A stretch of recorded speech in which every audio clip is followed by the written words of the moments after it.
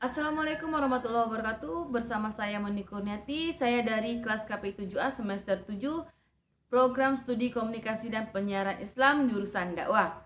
Di sini saya akan mempresentasikan mengenai manajemen penerbitan pers yang mana dari buku Toto Juroto. Di dalam buku ini materi yang akan saya jelaskan dari bab 2 dari halaman 18 sampai 23, yang mana di dalam materi ini ada mengenai pemimpin redaksi, sekretaris redaksi, redaktur pelaksana, wartawan, dan koresponden. Dari keenam materi ini saya akan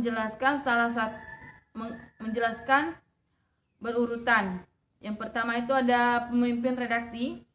Pemimpin redaksi adalah orang pertama yang bertanggung jawab terhadap semua isi pers.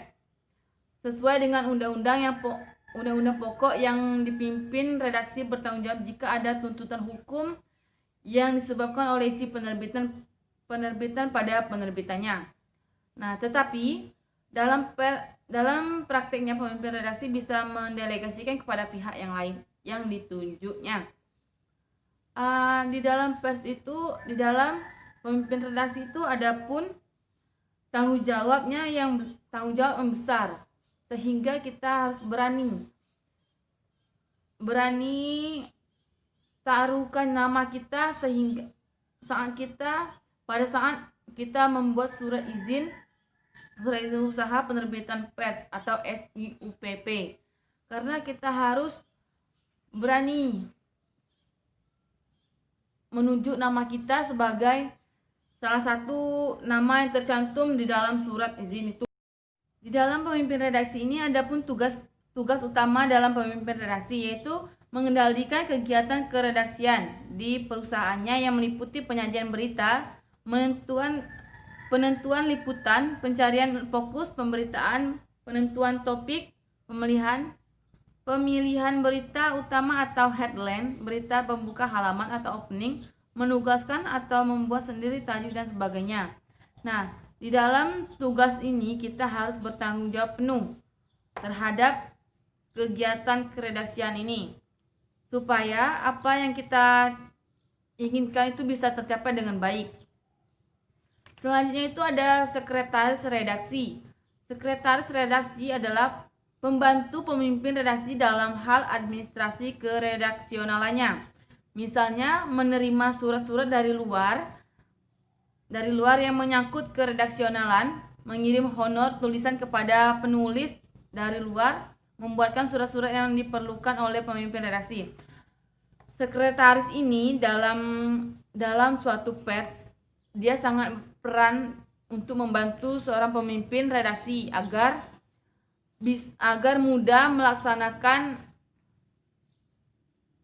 mudah membuat surat-surat dan mencari informasi-informasi yang akan dilaksanakan. Selanjutnya itu ada redaktur pelaksana. Redaktur pelaksana atau managing editor adalah jabatan yang dibentuk untuk membantu pemimpin redaksi dalam melaksanakan tugas-tugas keredaksionalannya. Nah, itu tuh kita harus memiliki editor dalam suatu pers, sebab editor itu sangat berpengaruh juga. Dia bisa mengedit berita-berita yang kita dapat dan menyusun schedule, dan juga editor itu bisa membuat hasil-hasil yang menarik dan bagus. Nah, selanjutnya itu ada redaktur.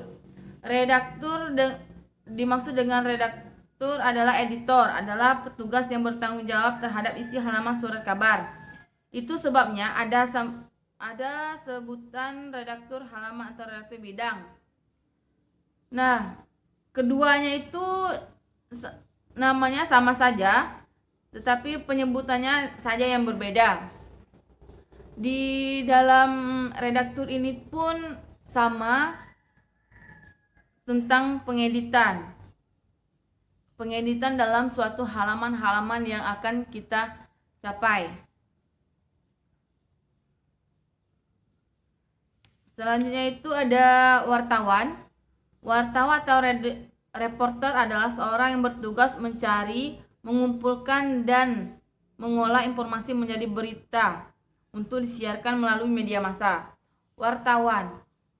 Wartawan yang pernah kita dengar itu termasuk orang yang mencari informasi-informasi yang penting, yang faktual dan bagus.